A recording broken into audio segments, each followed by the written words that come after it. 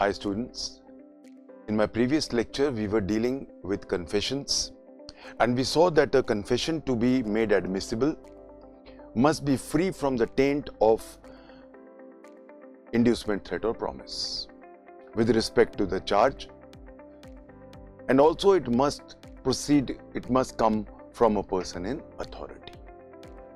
We saw all the aspects that when can a confession be made relevant if the threat, inducement और promise का जो effect है वो खत्म है, वो हमने देखा section 28 में. So 24 and 28 we read together. We then came on to another aspect that confessions made before any police officer are inadmissible, that we covered in section 25. We now go on to section 26. As far as section 26 goes, 26 deals with any confession made in police custody to anybody. 25 dealt with confessions made before a police officer. Now, any confession made during police custody is again inadmissible. Let's go to section 26, then we'll discuss. No confession made by any person whilst he is in the custody of a police officer. So, no confession made by any person while he is in the custody of a police officer shall be proved against such a person, unless it be made in the presence of immediate presence of a magistrate. दो चीजें हैं, दो parts हैं. पहला part है कि कोई भी कन्फेशन जो एक एक्यूज ने किया है while he is in the custody of a police officer is not admissible. It is admissible in police custody only if it is made in front of a magistrate.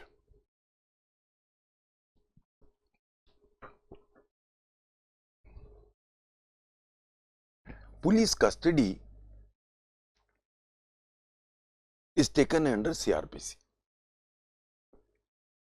Whenever investigation has to be carried out, now police under section 57 पहली CrPC में पहली बार produce करते हैं magistrate के सामने. तो magistrates के अगर उनका 24 घंटे के अंदर अंदर उन्होंने इन्वेस्टिगेशन कंप्लीट ना किया हो तो पुलिस फिर 57 में मांगती है कि सर हमें पुलिस कस्टडी दे दी जाए, और subject to a maximum of 15 days under section 167 CrPC. एक बार पुलिस कस्टडी शुरू हो गई, now this section comes into operation. Any confession does not mean a confession before a police officer.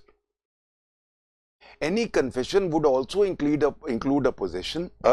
confession made before a non-police person. Let's take an example.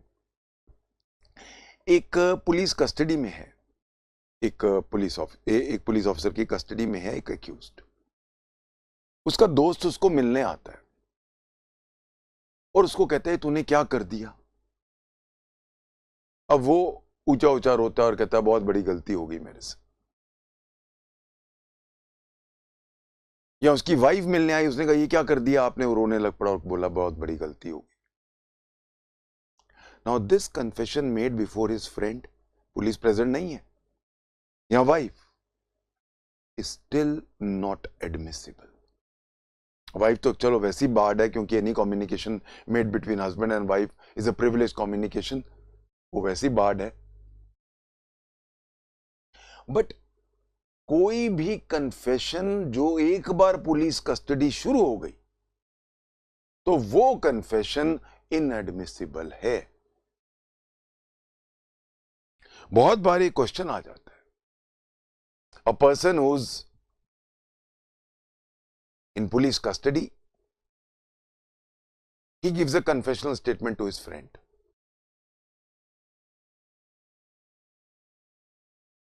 Is it relevant? It is not under inducement, threat or promise. It is not even under exhortation. It is a suo motu confession made by the accused under guilt.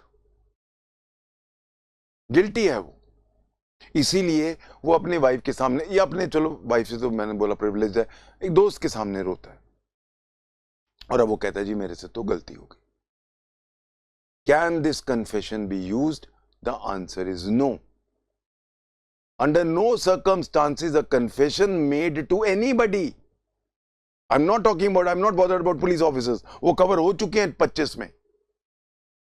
It is not admissible.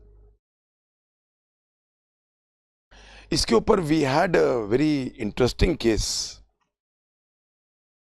I would like to share this case. एक बहुत पुराना case है ये, 1933 का. This was a privy council case, king emperor versus Pancham. King emperor versus Pancham. You know, इस तरह के जो एग्जाम्पल्स हैं जो मैं अभी बताने वाला हूं, पंचम वाला केस, इस तरह के प्रोपोजिशन बन के आ जाते हैं. In this case, what happened? A police officer reached the spot. एक मर्डर हुआ था. पुलिस ऑफिसर गांव पहुंचा, उसने एक्यूज को गिरफ्तार किया. लोगों ने उसको पकड़ के रखा हुआ तो उसने गिरफ्तार कर लिया. उसके बाद उसने, वो लोग जो इकट्ठे हुए थे, उसने कहा इसको पकड़ के रखो, मैं अभी मौका देख के आता हूं, मौके की कार्रवाई करके आता हूं, लाश वहां पड़ी है, मुझे पंचनामा करना है, तो मैं आता हूं, इसको यहां बिठा के रखो. तो उसने उसको अरेस्ट किया, अरेस्ट करके वो चला गया. अब गांव के लोगों ने उसको अब धिक्कारना शुरू किया, तुझे शर्म नहीं आती, गांव में रहते हुए तूने मर्डर कर दिया, वगैरह वगैरह. Now this man started weeping and उसने पूरे गांव के सामने बहुत माफी मांगी और कहा कि मुझे माफ कर दो, मेरी बहुत बड़ी गलती हो गई, मैं सजा काटने को तैयार हूं. The matter came up before Lucknow high court. Lucknow high court now said no, this confession is hit by section 26. Moment police officer arrested him and went away, he was now under police custody. It is not necessary that police custody में physical custody जरूरी है. So once he was arrested, and now even if the police officer was not present, and this was an extrajudicial confession being made by the accused before the entire village, yet it is hit by section 26. This is one of the very beautiful judgments. Pancham का बहुत अच्छा judgment है. If I was the examiner, I would definitely put up this question in exams.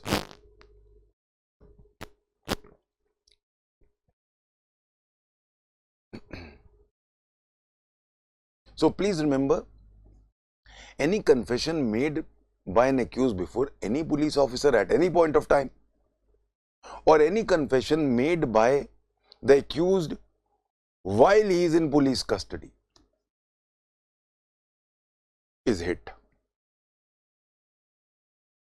Police custody, I've just told you who is a police officer.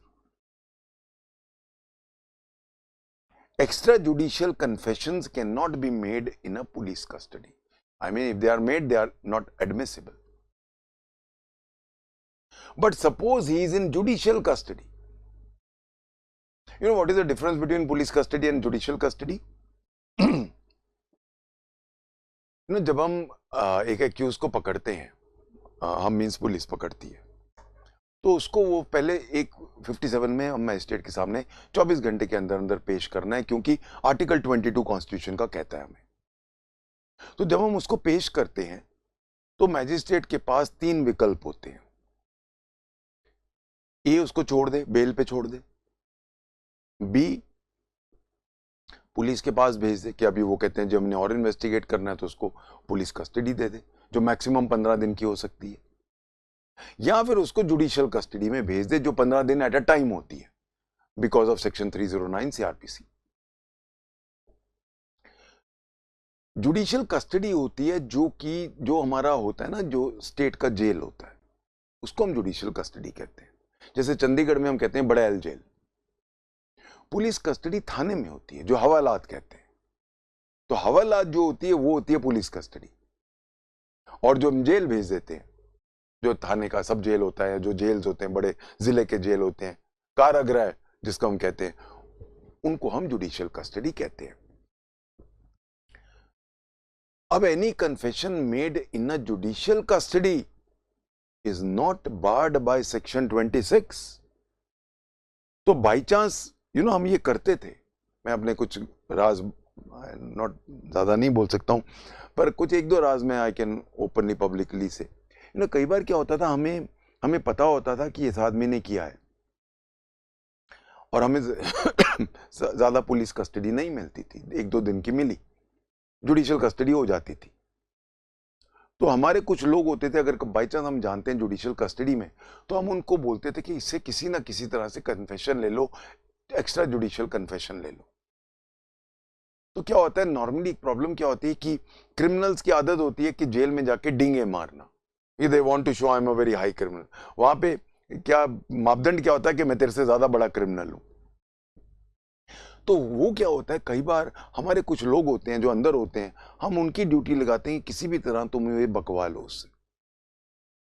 अगर वो jail में बक देता है कि जी मैंने ये ऑफेंस किया, वो कन्फेशन कर देता है, और सारे कैदियों या एक कैदी या 2 कैदियों के सामने, that is a extra judicial confession, that is relevant and admissible, that is not hit either by 25 or by 26, and it is neither made under inducement, threat or promise. एक कैदी is not a person in authority, जो खुद कैदी है वो आपकी क्या मदद करेगा।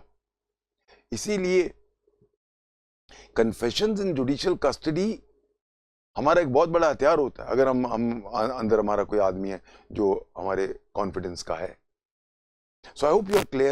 The word police custody is most important here, and not judicial custody or any other custody. इसके अंदर एक इसका एक्सेप्शन दिया हुआ है। एक्सेप्शन क्या है? That unless it is made before a magistrate. Police custody में हम इन्वेस्टिगेट कर रहे हैं, इन्वेस्टिगेट करते करते एक्यूज कहता है मैंने अपना कन्फेशन देना है। हम ये मान के चलते हैं पुलिस मारती नहीं है,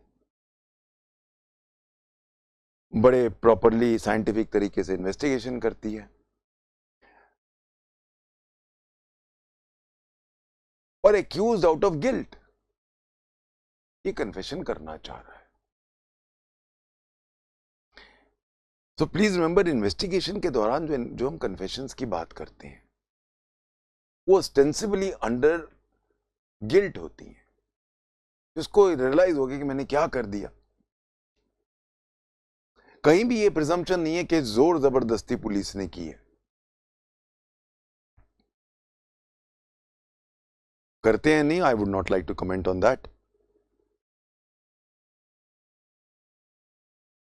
अब सपोज हमने उससे इन्वेस्टिगेशन करें और वो फिर अब कहता है कि सर मुझे कन्फेस करना है। Confession before a police officer is hit by 25। Confession to anybody else in police custody is hit by 26। वो करना चाह रहा है, पर लॉ ने हमारे हाथ बांध दिए। उसका एक रास्ता निकाला है कि इन पुलिस कस्टडी वो अब मैजिस्ट्रेट के सामने कन्फेस कर सकता है, तब वो कन्फेशन एडमिसिबल है।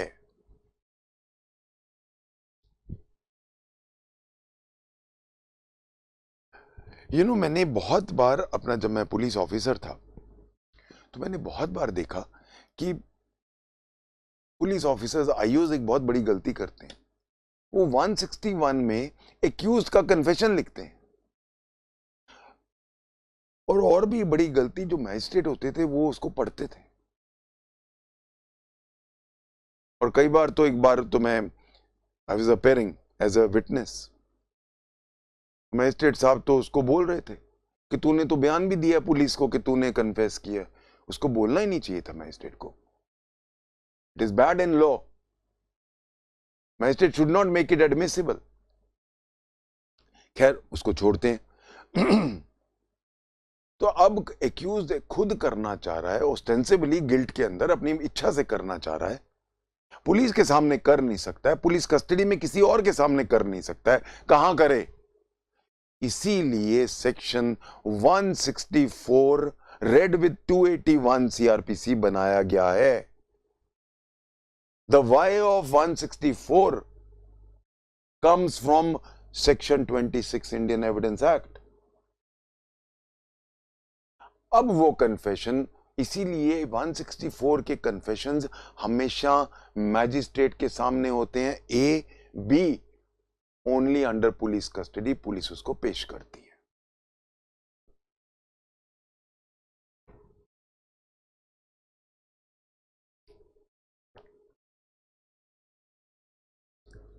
अब वो 164 का कन्फेशन एडमिसिबल है. जो ये 164 का कन्फेशन होता है, ये कंक्लूसिव नहीं है, ये इवन सब्सटैंटिव एविडेंस भी नहीं है. क्यों? अभी ये पुलिस कस्टडी में है. पुलिस में पता नहीं क्या क्या उसको बोला हुआ है कि अगर तू ऐसा ना बोला तेरी फैमिली तो बाहर है. हो सकता है ऐसा होता हो. तो now he may be under a pressure. Police ने हो सकता कोई ऐसे उसकी दुखती रग पकड़ी हो कि अगर तू ना बोला तो ये होगा. That is why many times 164 के कन्फेशंस रिट्रैक्ट कर लेता है एक्यूज्ड.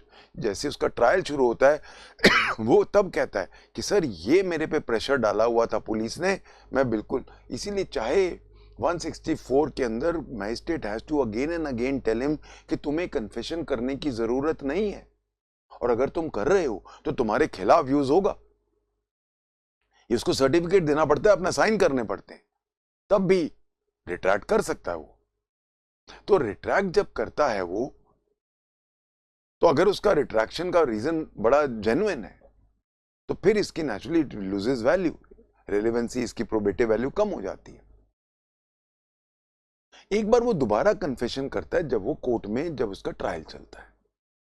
अब जो कन्फेशन है वो अंडर ओथ करता है कि तुमने जो 164 का किया था, क्या तुम आज भी उस पर स्टैंड करते हो? हाँ सर. तो जो मेरा 164 का स्टेटमेंट है, जो मेरा आज का कन्फेशन मैं कर रहा हूं कोर्ट में, उसको करॉबोरेट करता है. सो 164 का एविडेंस, जो कन्फेशनल एविडेंस जो मैजिस्ट्रेट रिकॉर्ड कर रहा है, वो हमेशा करॉबोरेटिव होता है ऑफ द एविडेंस जो एक्यूज, जो कन्फेशन एक्यूज ट्रायल के दौरान करता है, उसका करॉबोरेटिव एविडेंस बन जाता है. और अगर मैंने 164 में भी वही चीज कही है, कोर्ट के सामने ट्रायल में भी वही चीज कह रहा हूं, और अपने 313 में भी यही चीज मेंटेन कर रहा हूं, now conviction can be based only on these 3 things. इसके ऊपर सुप्रीम कोर्ट के हमारे पास जजमेंट्स हैं. I hope now everybody is clear कि 26 एविडेंस एक्ट क्यों लिखा गया और किस तरह से लिखा गया. So when I come to section 26, let's finish this section. It says no confession made by any person while is in the custody of a police officer unless it be made in the immediate presence of a magistrate under section 164 CRPC shall be proved as against such person. इसका एक explanation है, अब काफी पुराना है ये, अब explanation almost redundant हो गया. In this section magistrate does not include the head of a village discharging magisterial functions. पहले क्या होता था कि जहां पे हमारी जो ग्राम पंचायत है वो काफी हद तक जुडिशरी का काम भी करती थी, खासकर जहां पे फोर्ट सेंट जॉर्ज के प्रेसिडेंसी में उन्होंने नेचुरली, क्योंकि रीजन था ना कि ये तो गोरे थे, अंग्रेज थे, इनको तो पता नहीं था हिंदू लॉ क्या है या क्या नहीं है, तो देवर जो भी govern by their own laws. तो उन्होंने क्या किया था, हमारा जो ग्रास रूट लेवल जुडिशरी हमने तैयार की हुई थी, उन्होंने, तो वो उसमें एक मैजिस्ट्रेट लेवल हो जाता था जो सरपंच होता था। अब उसके अंदर जो मैजिस्ट्रेट कन्फेशन ले रहा है, उसके अंदर ऐसे विलेज हेडमैन जिनको मैजिस्ट्रेट का हमने रुतबा दिया हुआ था, वो मैजिस्ट्रेट के डेफिनेशन में नहीं आते। Let's go to the explanation. In this section, magistrate does not include the head of a village discharging magisterial functions in the presidency of Fort St. George or elsewhere, unless such headman is a magistrate exercising powers of a magistrate under CRPC. तो वो सिर्फ magistrate जो CRPC के अंदर magistrate माना जाएगा वही magistrate है, और कोई डीम्ड मैजिस्ट्रेट जो हैं वो कन्फेशन लेने में सक्षम नहीं है सेक्शन 26 में। I hope everybody is now clear about section 26. Okay. Now that we are clear about section 26, I'm coming to a very, very important section, section 27. Let's go to section 27.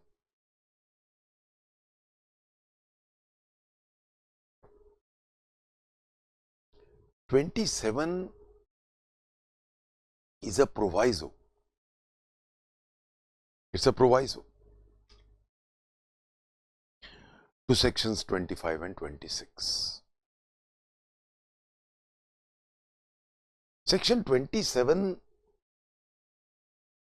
हमारे police investigation का एक बहुत बड़ा स्तंभ है। Section 27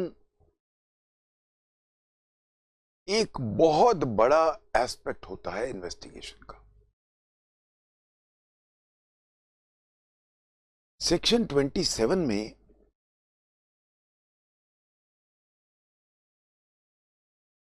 discovery of a fact है।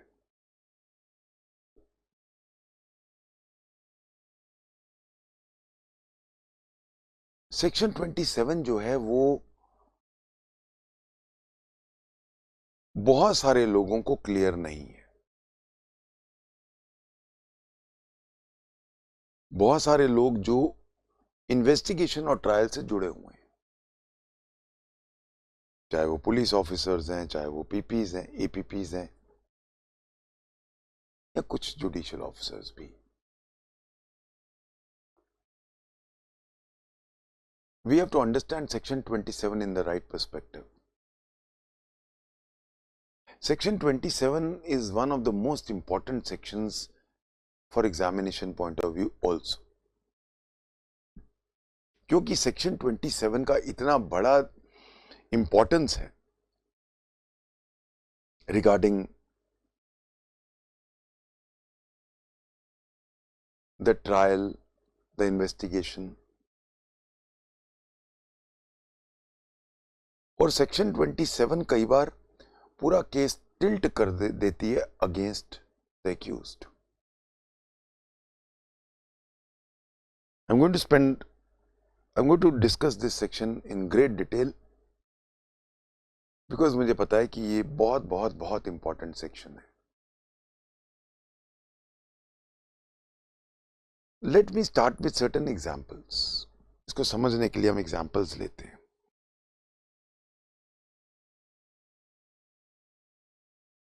एक चोर हमने पकड़ा है,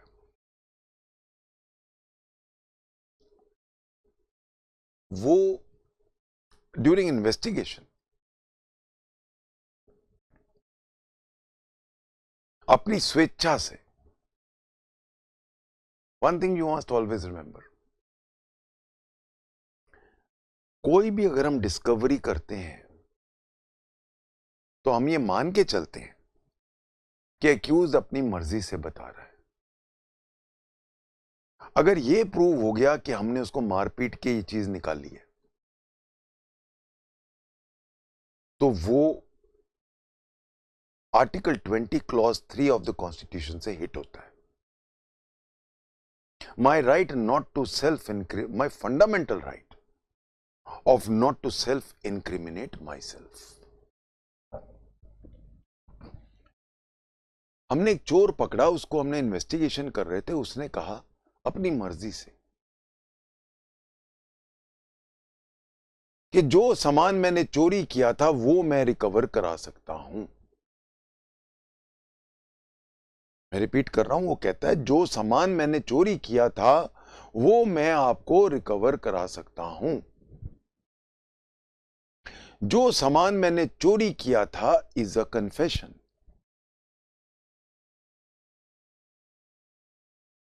इस पूरे स्टेटमेंट को हम दो पार्ट्स में डिवाइड करेंगे। जो सामान मैंने चोरी किया था,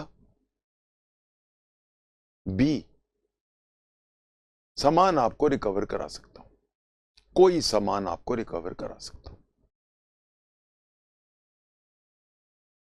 जो पहला पार्ट है कि जो मैंने सामान चोरी किया था, that is confessional in nature, being made to a police officer, that is hit by section 25।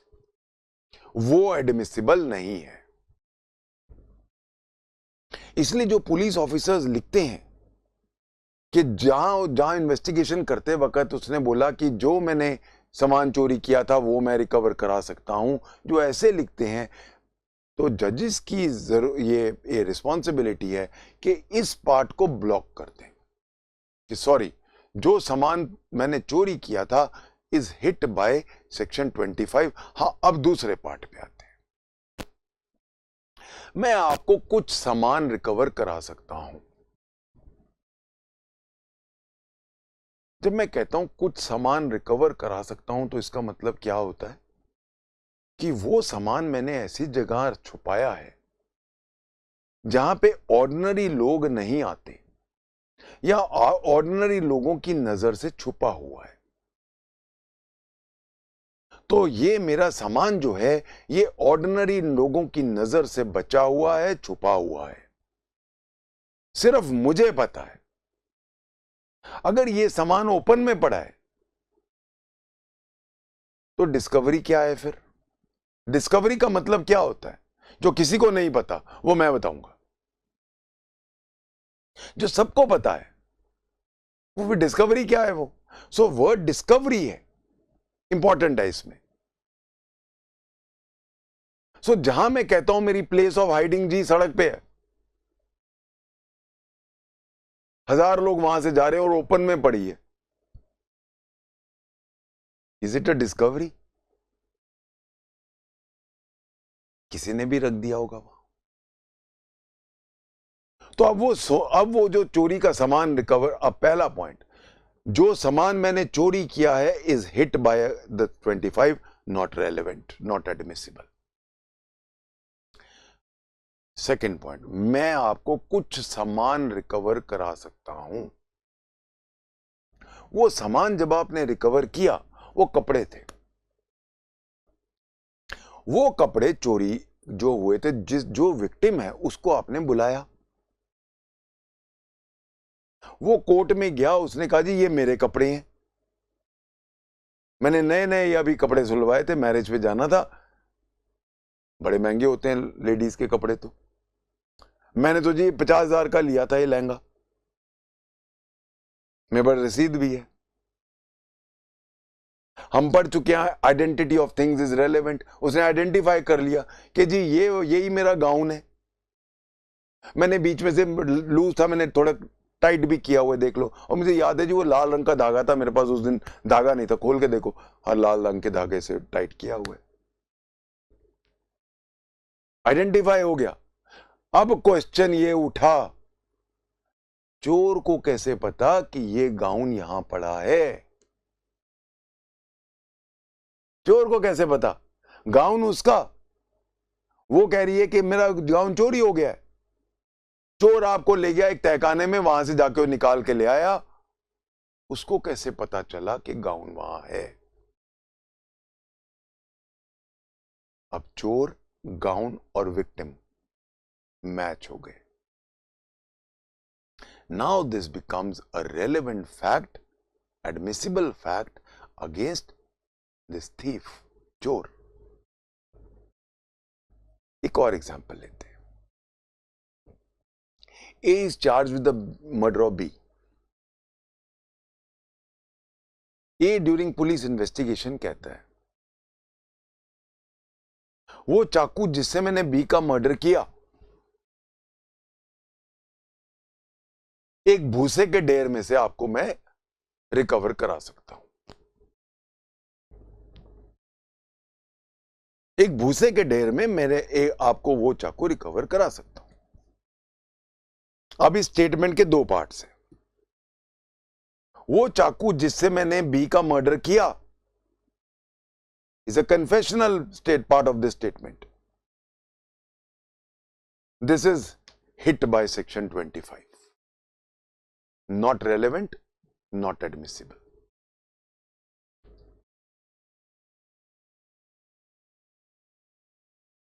दूसरा पार्ट, एक चाकू में आपको भूसे के ढेर से रिकवर करा सकता हूं, अलाउड है। तो प्लीज रिमेंबर, जब भी एक स्टेटमेंट होती है हम उसको दो पार्ट्स में डिवाइड करते हैं। वो चाकू जिससे मैंने बी का मर्डर किया वो मैं एक भूसे के ढेर से आपको रिकवर करा सकता हूं। वो चाकू जिससे मैंने मर्डर किया कन्फेशनल है, इट इज नॉट एडमिसिबल। एक चाकू मैं आपको भूसे के ढेर से रिकवर करा सकता हूं। पुलिस गई, उसकी निशानदेही पे हमने भूसा इतना बड़ा था उसके अंदर से, उसने बोला सर ये वाले भूसे के ढेर के अंदर नीचे देखो वहां है। हमने खोदा, वहां से एक हमें खून से सना हुआ एक चाकू मिला। उस खून से सने हुए चाकू को हमने भेज दिया एफएसएल।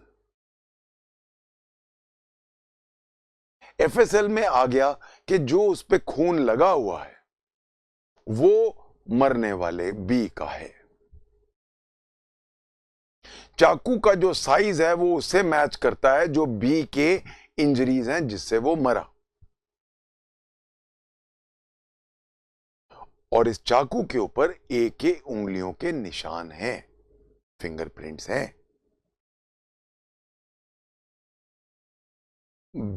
ए को कैसे पता चला कि वो चाकू वहां है? ए ने वो फैक्ट डिस्कवर करवाया, वो रिकवरी कराई उस चाकू की जो बाद में विक्टिम के साथ जुड़ गया। ए को कैसे पता चला कि उस भूसे के ढेर में एक चाकू है जिसके ऊपर उसकी उंगलियों के निशान मिले बाद में, जिसके ऊपर जो ब्लड था वो विक्टिम के ब्लड ग्रुप से मैच कर गया। ए को कैसे पता चला चाकू वहां है? A now gets connected with the चाकू, चाकू gets connected with the victim, A gets connected with the victim। ये कहानी पूरी हो गई।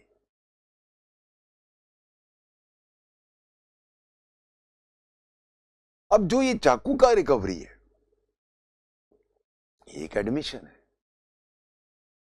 एक चाकू मैं आपको रिकवर करा देता हूं, चाकू मैं रिकवर करा रहा हूं, डिस्कवरी ऑफ फैक्ट मेरे खिलाफ जा रहा है। क्या यह अलाउ किया जा सकता है? सेक्शन 27 कहता है यस, क्योंकि मैं अपनी मर्जी से during investigation discovery of a fact करा रहा हूं। इवन अगर डिस्कवरी ऑफ अ फैक्ट मेरे खिलाफ जाए, इवन अगर डिस्कवरी ऑफ अ फैक्ट कल को मेरे खिलाफ कन्फेशन बन जाए ऑटोमेटिकली, क्योंकि मेरे उंगलियों के निशान है उसके ऊपर, it can still be relevant against me. It is not hit by Article 20 Clause 3. I am not self-incriminating myself. इस चाकू से मैंने खून किया है, ये पार्ट इररेलेवेंट है। एक चाकू मैं आपको एक अजीब जगह से रिकवर करा सकता हूं। वो चाकू वहां कैसे पता, उसको कैसे पता वहां था? उस चाकू पे उसके उंगलियों के निशान कैसे आए? उस चाकू पे जो भूसे के ढेर में दूर छुपा हुआ था मरने वाले का खून कहां से आया? कायदे से सेल्फ इंक्रिमिनेशन नहीं कर रहा हूं मैं, वो तो ऑटोमेटिकली प्रूव हो गया, वो तो एफएसएल जाके प्रूव हो गया। चाहे ये कायदे से देखा जाए तो कहीं ना कहीं मेरे खिलाफ कन्फेशनल हो रहा है, सो बी इट। मैं कन्फेशन कर नहीं रहा हूं, कन्फेशन अपने आप बन रहा है। जहां कन्फेशन अपने आप बन रहा है वो तो डिसअलाउड नहीं है। I can not be force to self incriminate, but अगर मैं अपनी स्वेच्छा से रिकवरी करा रहा हूं तो वो फोर्स नहीं है। आर्टिकल 20 क्लॉज 3 कहता है one can not be force to incriminate. ये नहीं लिखा है कि one can not under any circumstance incriminate himself. तो जहां मैं कोई भी स्वेच्छा से कन्फेशन करता हूं वो हिट नहीं है आर्टिकल 20 क्लॉज 3 से। इस बैकग्राउंड के साथ ये क्यों लिखा है, वाई, इसका ऑब्जेक्ट क्या है? I will be quoting judgments on this. Object क्या है? इन्वेस्टिगेशन के दौरान 25 और 26 read with article 20 clause 3 squarely मना करते हैं कि कोई भी confession can not be allowed. कोई भी सेल्फ इंक्रिमिनेशन जबरदस्ती अलाउड नहीं है।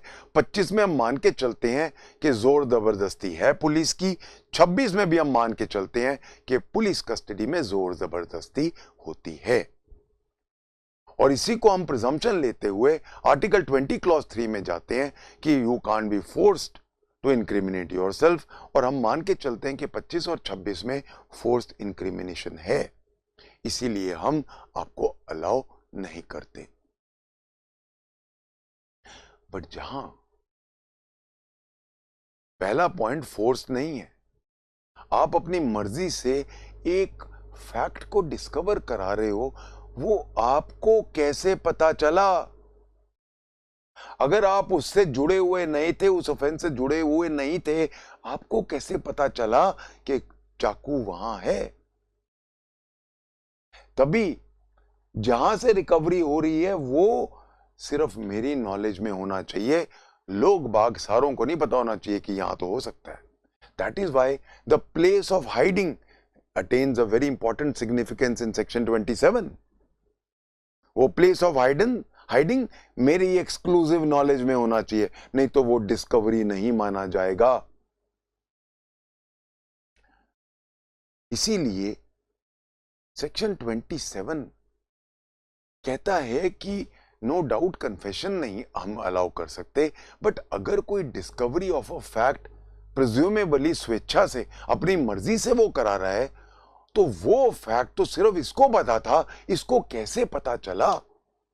और अगर वो डिस्कवरी ऑफ अ फैक्ट कहीं ना कहीं कन्फेशनल भी होता हो, हमने जबरदस्ती तो लिया नहीं है उससे, और वो एक फैक्ट हमने लिया था अगर बाद में वो जाके एडमिशन बन गया या कन्फेशन बन गया, सो बी इट। इसीलिए सेक्शन 27 शुरू होता है provided. Let's go to section 27। Provided that, शुरू ही प्रोवाइडेड दैट, किस चीज का प्रोवाइजो है? सेक्शन 25 और 26। No confession before a police officer is allowed and no confessional statement made in the custody of police is allowed, provided that when any fact is deposed to as discovered in consequence of information received from a person accused of any offense in the custody of a police officer, then so much of such information, whether it amounts to confession or not, as relates distinctly to the fact thereby discovered, may be proved. दोबारा पढ़ते हैं, तोड़ तोड़ के पढ़ते हैं। Provided that, as I told you, on this I have the Supreme Court, A. Nagesia versus State of Bihar, 1966 Supreme Court. This section is an exception to section 25 and 26. This section controls sections 25 and 26. In this section, provided that not a confession, please remember, confession under no circumstances is allowed, either in 25 or 26. Provided that अगर कोई fact is deposed to as discovered, अब अगर police deposition देती है court में कि ये हमने चाकू डिस्कवर किया है इन कॉन्सिक्वेंस ऑफ इंफॉर्मेशन,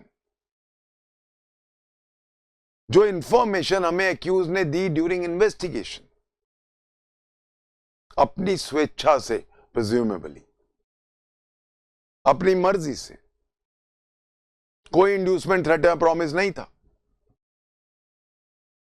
तो अपनी मर्जी से जो एक्यूज ने इंफॉर्मेशन दी हमें और उसके फलस्वरूप हमने एक फैक्ट को डिस्कवर किया और वो एक्यूज हमारी पुलिस कस्टडी में था,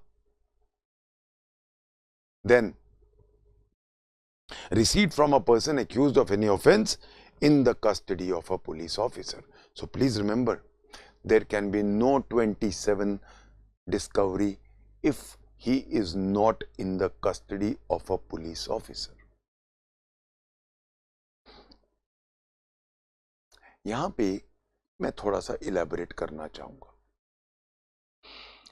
एक बार मैं I was as I told you, I was ASP under training. वो जो मैंने आपको बताया था ना, वो आया था आदमी मर्डर करके सीधा मेरे पास आ गया कि तू यहाँ SHO है, चल मेरा FIR लिख ले, और ये रही वो गन जिससे मैंने मर्डर किया. It was not discovery of a fact. सीधा आया कि मैंने मर्डर किया और ये ले पकड़ वो गन जिससे मैंने मर्डर किया. There was no discovery. वो खुद ही ला रहा है, ये लो जी पकड़ो. वो 27 में नहीं आती. क्यों? अभी तक वो मेरी कस्टडी में नहीं है. वो सीधा आया, मैं अपने थाने में काम कर रहा हूं, अपनी कुर्सी पे बैठा हूं, एक आदमी मेरे सामने खड़ा आ जाता है, सर मैं मर्डर करके आया हूं, ये लो पकड़ो वो गन, इससे मैंने मर्डर किया. ना वो मेरी पुलिस कस्टडी में है, ना ही कोई डिस्कवरी हो रही है. डिस्कवरी अपॉन इंफॉर्मेशन, दोबारा वो वापस, discovered in consequence of information. यहां तो सीधा डिस्कवरी हो रही है. सीधा डिस्कवरी भी क्या दे रहा है, वो खुद दे रहा है. मैं कुछ डिस्कवर नहीं कर रहा हूं, वो सीधा आके कहता है जी ये लो मर्डर करके आए, ये पकड़ो. There is no discovery on basis of any information. दो चीजों से हिट हो रहा है. पहला, he is not in police custody, अभी तक मैंने उसको गिरफ्तार नहीं किया. दूसरा, it is not a discovery following any information which was given by the accused in my custody, ostensibly during investigation. ये बहुत बारीक चीज है, इसको बहुत ध्यान से सुनना. इसका मतलब है 27 की रिकवरी एडमिसिबल होने के लिए क्या होना चाहिए?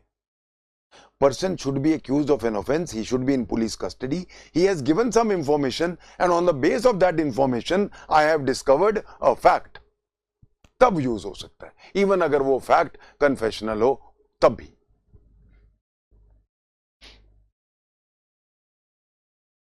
बॉम्बे हाई कोर्ट ने उसका एक थोड़ा सा और एंगल लिया, जिससे मैं frankly I am not very happy.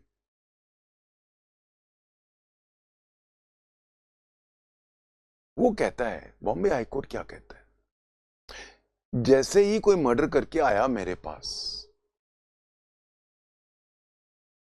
FIR लिखवाई, मैंने अरेस्ट नहीं किया, पर क्या मैं उसको थाने से अब जाने दूंगा? Will I allow him to go away? Murder का है, अरेस्ट बाद में होता रहेगा। सबसे पहले मैं क्या कहूंगा संतरी को, दरवाजे बंद कर दे, भाग ना जाए ये कहीं। तो Bombay high court used a term deemed custody. I would like to share this judgment.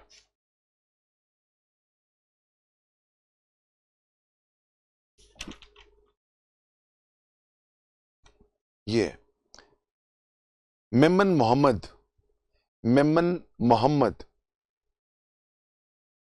Versus state 1958 Bombay. यहां पे बॉम्बे हाई कोर्ट ने कहा है, where a person goes to a police officer and makes a statement which shows that an offense has been committed by him. He accuses himself, and though he is formally not arrested, since he is not free to move out after the disclosure of the information to the police, he may be deemed to be in custody of the police within the meaning of this section.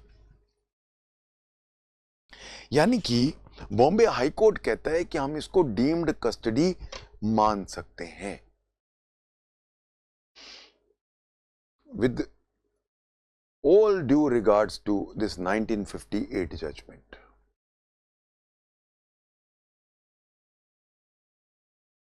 with complete humility and with complete acceptance of the brilliance of Bombay High Court, I would like to put up certain questions which, in my very, very limited knowledge, creep up in my mind. The language of this section is very clear. Firstly, a fact must have been discovered. Had they written a fact must have been discovered full stop, तो कुछ और मायने थे. But when I use the word discovered on and upon information,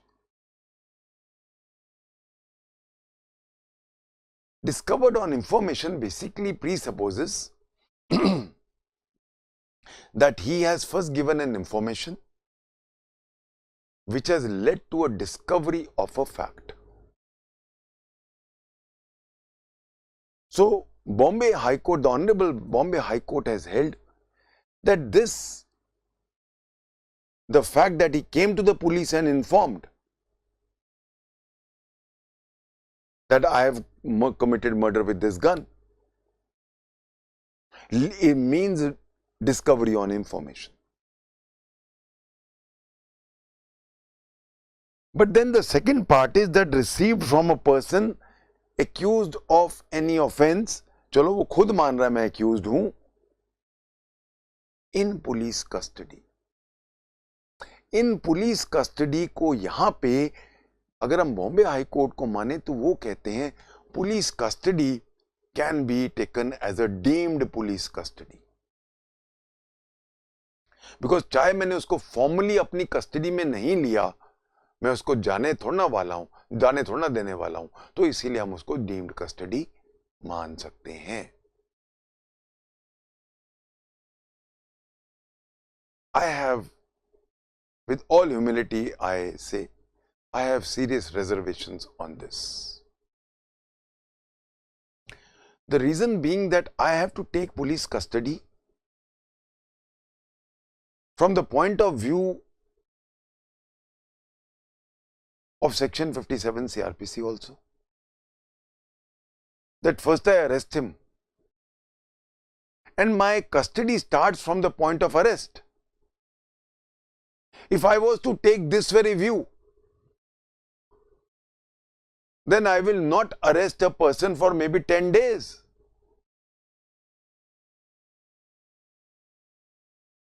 I will say he is in deemed custody. खत्म कहानी. Arrest बाद में दिखा देता, मेरी डीम्ड कस्टडी चल रही है. I am opening a lacuna. I am opening a whole Pandora's box of problems.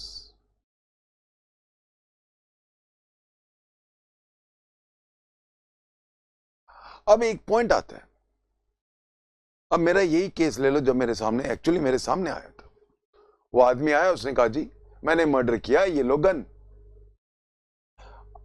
मैंने मर्डर किया is hit by section 25, that part of the confessional FIR is useless except as conduct under section 8। मैंने murder किया है और वो gun ये है। Can I technically call it a discovery?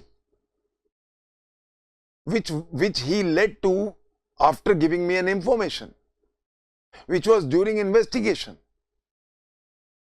Investigation has not even started. Maybe the FIR has not been written as of now. Somehow, since I have very, very limited knowledge on law, ये point मुझे समझ नहीं आता है, और अगर समझ भी आता है ये somehow कहीं ना कहीं डाइजेस्ट नहीं हो रहा है। Coming back, provided that when any fact is deposed to as discovered in consequence of information received from a person accused of an offense in the custody of a police officer, एक line में पढ़ना है, हम इसको तोड़ तोड़ के अपने सूट नहीं कर सकते अपनी बातों के लिए। Then so much of such information, whether it amounts to confession or not, as relates distinctly to the fact thereby discovered, as relates distinctly to the fact discovered, ये गन से मर्डर हुआ है, ये गन जिससे मैंने murder किया है, may be proved, तब वो प्रूव कर सकते हो। So section 27 deals with discovery of a fact which has been discovered thanks to the accused, who has willfully given information on the basis of which the police have discovered a fact which may even be confessional in nature.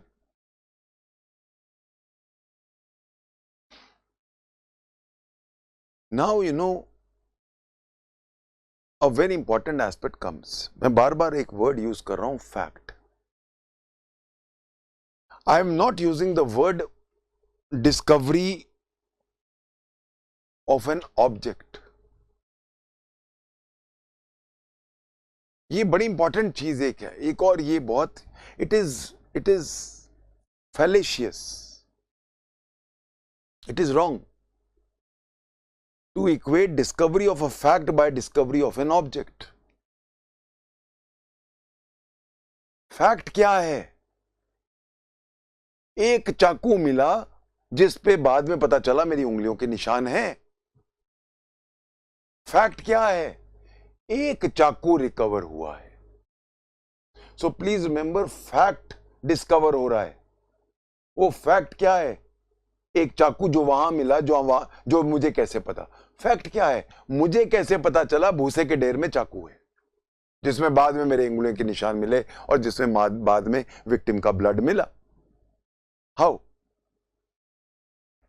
You know, इसीलिए जरूरी नहीं है कि object recover किया जाए। बहुत सारे judicial officers, जब मैं प्रैक्टिस कर रहा, मैं आई नोटिस बहुत सारे जुडिशियल ऑफिसर्स ये गलती करते हैं। वो कहते हैं की चीज रिकवर कितनी, दिखाओ की रिकवर कितना। नो, चीज नहीं लिखा है कहीं, फैक्ट डिस्कवर हो रहा है। फैक्ट क्या है?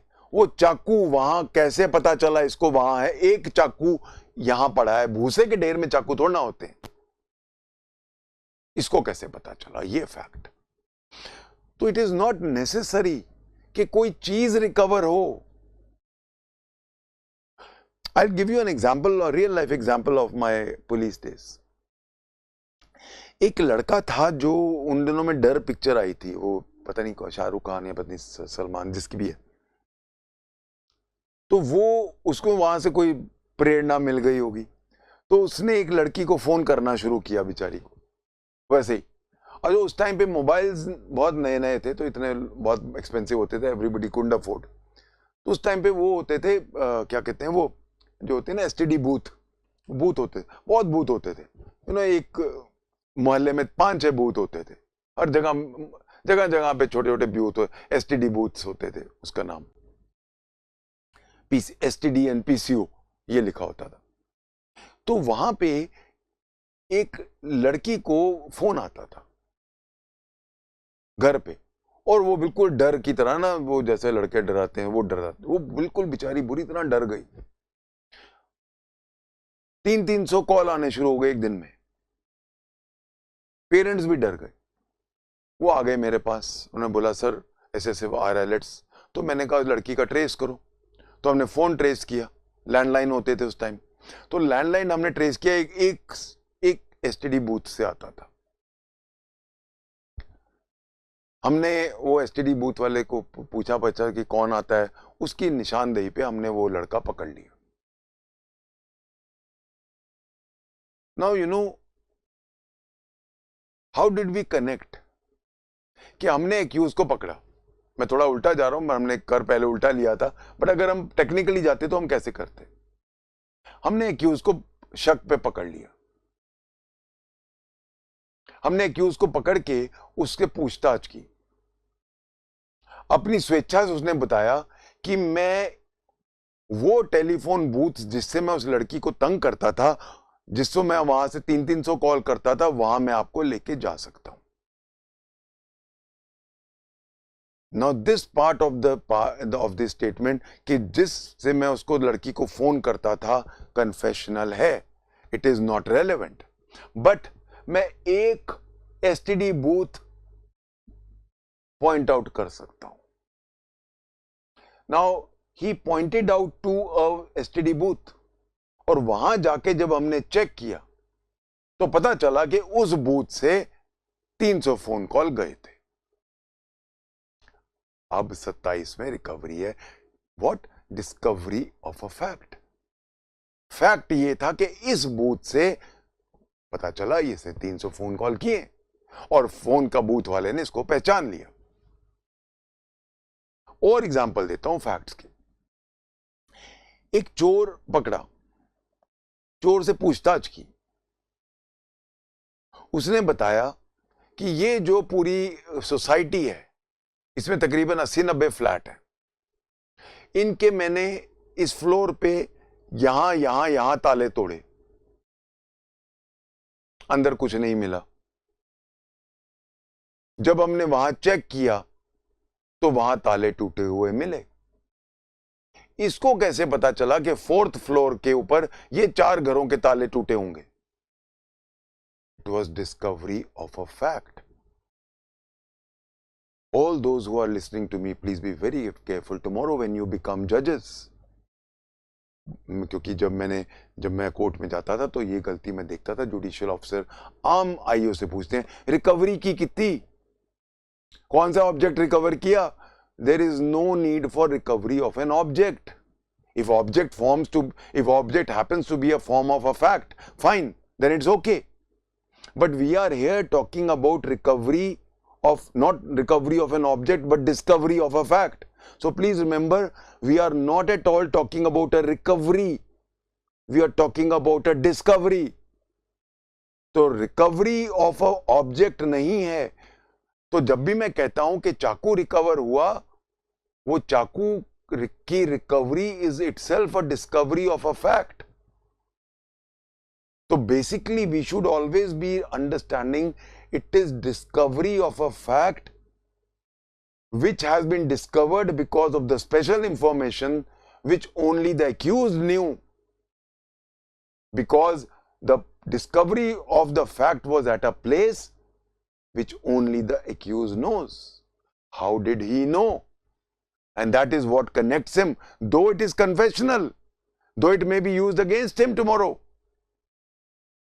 But then it is relevant and admissible. Section 162 CrPC जब हम जाते हैं, I run out of time, मैं फटाफट ये खत्म कर लूं पॉइंट, तब आगे अगली बार लेंगे, यहीं से शुरू करेंगे। 162 सीआरपीसी क्या कहता है कि any statements made during police investigation can not be used to corroborate, वो सिर्फ कॉन्ट्राडिक्ट करने के काम आती हैं। वो हम सीआरपीसी में पढ़ेंगे। वहां पे क्लियरली लिखा है कि जो 27 एविडेंस की जो डिस्कवरी ऑफ फैक्ट है वो 162 से हिट नहीं होता, that is not hit by 162। ये क्यों है, वाई? अगर ये ना होता तो हम जो रिकवरीज करनी थी वो कैसे करते? पुलिस में हमारे हाथ बंधे हुए हैं। 161 का स्टेटमेंट सिर्फ कॉन्ट्रडिक्शन के लिए यूज किया जा सकता है, corroboration के लिए नहीं किया जा सकता सीआरपीसी में। कन्फेशन अलाउड नहीं है, 25 ने हाथ बांध दिए। पुलिस कस्टडी में कोई कन्फेशन अलाउड नहीं है, 26 ने हाथ बांध दिए। अब हमने कुछ रिकवर करना है तो वो रिकवरी जो है वो हम प्रूव ही नहीं कर सकते। हमने चाकू रिकवर कर लिया, खून के कपड़े रिकवर कर लिए, चोरी का माल भी रिकवर कर लिया, 1000 चीजें रिकवर कर रहे हैं, तो उस रिकवरी को हम कहां दिखाएं? वो सारे कन्फेशन में चले जाएंगे। वो recovery of any such thing, discovery of any fact, वो सारा कहेंगे जी ये तो कन्फेशनल है, सॉरी इसको यूज नहीं कर सकते। तो कोई भी केस प्रूव कैसे होगा? मर्डर हुआ था, चोरी का मर्डर का वेपन रिकवर किया, नहीं जी वो तो हिट है जी। तो हमें एक विंडो चाहिए थी। अगर ये 27 की विंडो ना होती, कोई केस प्रॉपरली चलान नहीं कर पाते हम,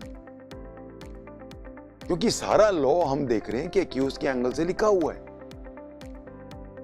जूरिस्प्रूडेंस भी एक्यूज के फेवर में है, प्रिजम्पशन ऑफ इनोसेंस। 161 इस चीज को मानता है। 161 सीआरपीसी में जितने आप बयान लेते हो, जितने भी स्टेटमेंट्स लेते हो, वो कहीं corroborate ये नहीं कह सकते सर मैंने 161 में भी यही कहा था, आज मैं कोर्ट के सामने भी ये कह रहा हूं, ये तो चीज प्रूव होगी। नहीं, prove it can not B use. कोई भी स्टेटमेंट पुलिस इन्वेस्टिगेशन का आप यूज नहीं कर सकते फॉर corroboration, सिर्फ कॉन्ट्रडिक्शन कि तूने पहले ये कहा था, आज ये कहा है, वहां सच बोल रहा था कि यहां सच बोल रहा था, तुम्हारे बीच में विरोधाभास है, देयर इज अ कॉन्ट्रडिक्शन ना, वो है। तो सारा कुछ तो आप contradiction, there is no confession allowed, there is no confession allowed either in 25, 26। अब ये जो चीजें रिकवर कर रहे हैं ये कन्फेशनल होनी है, ये मेरे खिलाफ जाएंगी। जहां मैं खून का कोई अपना चाकू रिकवर करा रहा हूं, अपनी गन रिकवर करा रहा हूं, मेरे खून से सने कपड़े रिकवर करा रहा हूं, मेरे चोरी का माल रिकवर करा रहा हूं, वो सारा मेरे खिलाफ जाने वाला है। तो उसको मुझे कहीं तो विंडो चाहिए, वो विंडो है section 27। I think I have to stop here, I will take it up from here next time. हम 27 से ही शुरू करेंगे, इसको ध्यान से सुनना, बिकॉज ये चीजें कहीं किताबों में नहीं लिखी हैं, ये बिहेवियरल है, और I hope everybody is understood it. Will take it up from here next time. Thank you, God bless.